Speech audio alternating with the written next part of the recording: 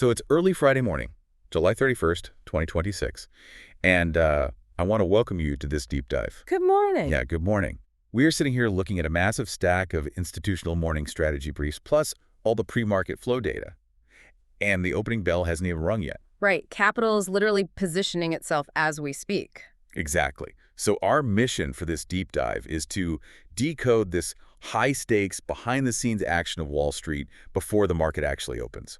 We're going to unpack this crazy tug-of-war between these massive tech earnings and, well, some really stubborn economic data. And, I think it's important to point out right away, even if you listening aren't a day trader, you really need to care about this. Oh, absolutely. Because this data, it reveals the tectonic plates shifting under the broader economy. I mean, it affects everything. Your retirement accounts, the cost of borrowing money, and definitely the future of AI.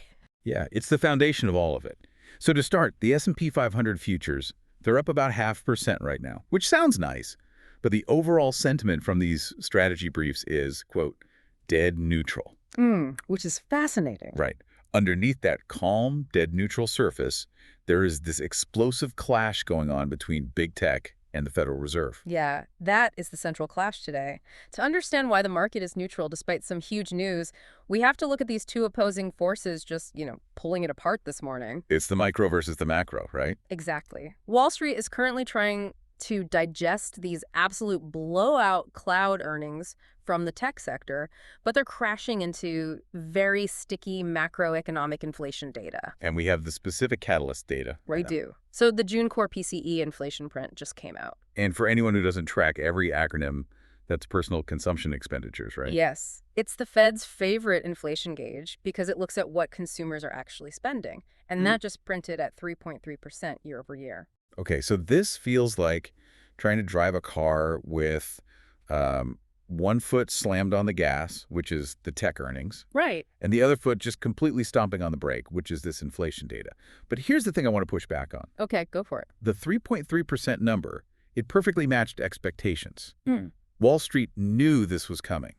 So if it wasn't a surprise, why is it still such a huge problem today? Well, just because you expect bad news doesn't make it good news, Fair point. I mean, yes, it met expectations, but 3.3% proves that inflation is stubbornly elevated well above the Fed's 2% target. And they are obsessed with that 2% target. They really are. So what this means is that interest rates, they just aren't coming down as fast as the market might want. The runway for cutting rates is shrinking because the inflation is just so sticky. Wow. Okay, so with that heavy macro backdrop in mind, let's look at the specific companies driving the gas pedal side of this equation. The mega cap. Yeah. And even the biggest players in the world are having wildly different mornings today. It's honestly a tale of two titans. It really is. Let's start with Amazon, ticker AMZN. I am looking at this, and it is it's crazy, up 9.6% in the pre-market. A near 10% move for a $2 trillion company is staggering. It's unbelievable. They completely shattered estimates. We've got Q2 revenue of $200.6 billion and earnings per share of $5.75. But the why is the most important part here. It's not just retail. It's a massive reacceleration in their cloud growth, AWS.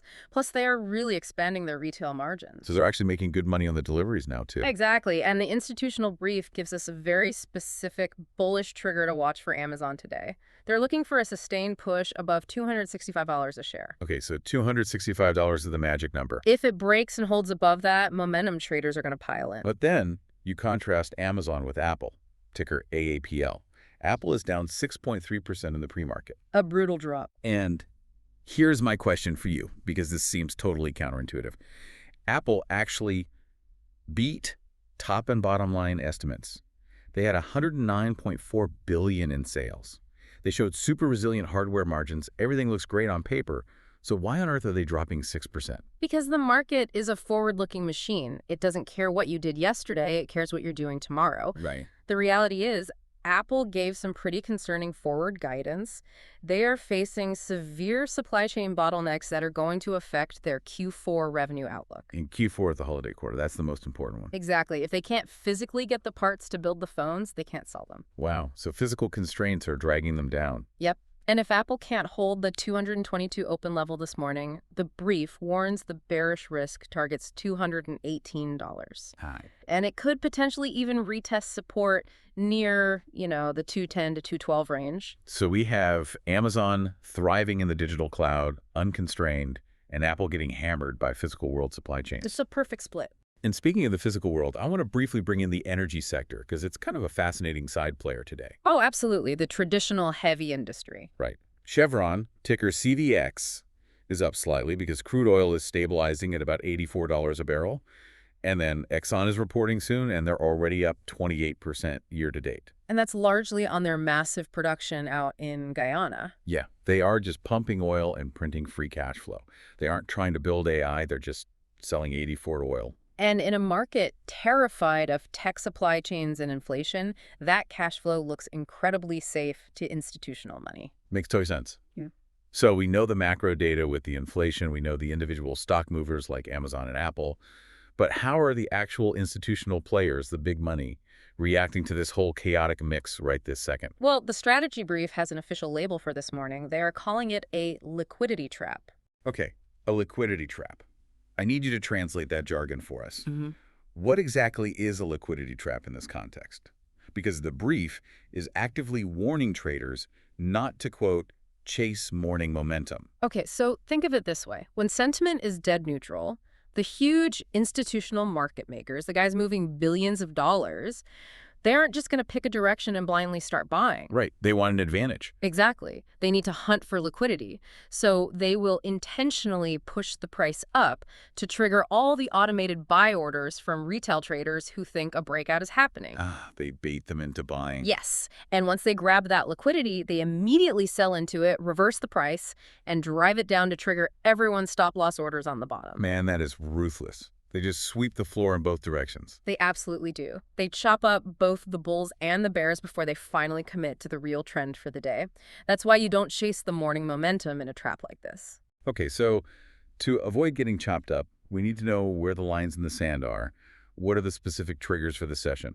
Let's start with the S&P 500, the ES futures. So the current range for the S&P is incredibly tight. We're looking at 7,501 to about 7,508. That's practically nothing. Right. For the bulls to actually prove this isn't a trap, they need a daily close above 7,550. If they get that, it clears a path towards 7,600 and beyond. And if the bears take control? The bears take over if the market breaks below 7,460. If that support snaps, the downside target is a quick drop to 7,415. Okay, what about the tech-heavy NASDAQ 100? The NQ futures, I imagine that's even more volatile today. Oh, definitely. The NASDAQ is currently ranging between 28,410 and 28,440. Okay. Bulls really need to see heavy, sustained volume push it above 28,688. That would confirm that the recent tech correction is actually over. But if they fail? If they lose support at 28,200, the brief warns it's going to trigger a rapid liquidity drop, just a total vacuum of buyers underneath. Wow, a rapid liquidity drop sounds terrifying if you're holding long positions. It's essentially a trapdoor opening. Okay, so to understand why these specific levels are just so incredibly fragile today, we really have to pull back to the biggest structural forces in the market, the macro overlay. This is where it gets really interesting. Yeah, we're talking about yields, the dollar, and what the brief calls the hidden costs of the AI revolution. Let's break down the currency and yields first. It's a massive tug of war. Right. So I'm looking at the stats. The U.S. dollar index, the DXY, is sitting right around 100.23. And that is actually a slight tailwind. Really? How so? Well, a dollar at 100.23 is relatively relaxed compared to recent highs, which eases the currency drag for these massive tech multinationals. When Apple or Amazon sells products overseas, a softer dollar means those foreign earnings translate back into more U.S. dollars. Okay, so the dollar is helping them out a bit. Yes, but the U.S. 10-year Treasury yield is currently elevated at 4.65%. And that's the killer. It's a major headwind. A 4.65% yield compresses the price-to-earnings multiples for the entire stock market, but especially for tech. Which brings us to arguably the most fascinating insight from all these sources today. The strategy brief points out a massive vulnerability that they're calling the pain trade. Yes, the AI CapEx trap. Exactly. The brief points out this totally flawed assumption by retail investors.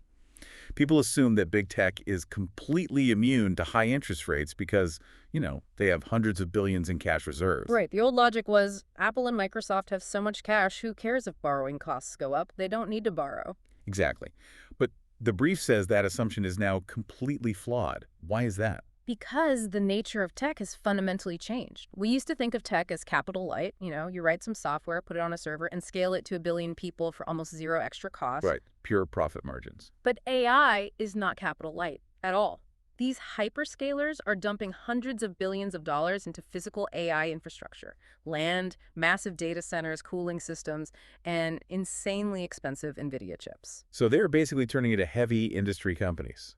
Yes, and they are spending so much money so fast that even their cash piles aren't enough. They're actually having to issue corporate debt to fund the AI revolution. Oh, wow. And because that 10-year Treasury yield is sitting way up at 4.65%, the corporate bond yields for this new tech debt are pushing into the 6% to 7% range. Right. Really? They're borrowing at 7%. Exactly. And that directly squeezes their return on invested capital. If you borrow billions at 7% to build a data center, that data center has to generate massive immediate profits just to break even on the interest. That is a staggering hurdle to clear. It is. And this brings us to the bottom line of the whole morning. When risk-free U.S. Treasuries are offering you a guaranteed 4.65% return, institutional money simply does not need to chase risky tech stocks trading at 30 times their earnings. They don't have to take the risk. Right. Capital always rotates to the path of least resistance. So these high multiple, high capex mega caps, they're getting re-rated lower. Institutional money is perfectly happy to sit in a 4.65% bond or buy cash-flowing Exxon stock rather than gamble on an AI data center paying 7% debt. Man, that really puts the whole picture together. So to quickly recap this incredible dynamic for you listening, Right. we have this explosive tech revenue being generated right now by the cloud and AI. Amazon's blowout quarter is the perfect proof of that. Yes, the demand is real. But it's colliding head-on with this brutal macro reality. We've got 3.3% inflation that just won't die down. Very sticky. We've got 4.65% government yields, and we've got the massive 7% borrowing costs that are actually required to build the physical future of AI. It's a complete structural shift in how these companies operate. It really is. And I think that leaves us with a pretty profound final thought to chew on today. Something that wasn't explicitly spelled out in the brief, but just logically follows all of this data. Let's hear it. As AI demands more and more physical infrastructure, concrete, copper power grids, land, it is rapidly transforming these previously nimble digital tech giants into these capital-heavy, debt-reliant behemoths. Almost like utility companies. Exactly. So the real question for you to mull over is this. If At what point does the staggering real-world cost of physically building the AI future start to outweigh the immediate digital profits it generates? that is the multi-trillion-dollar question, isn't it? It really is. And with that, we'll wrap up today's deep dive. Keep an eye on those levels. Watch out for the liquidity traps, and we'll see how the market digests it all when the bell rings.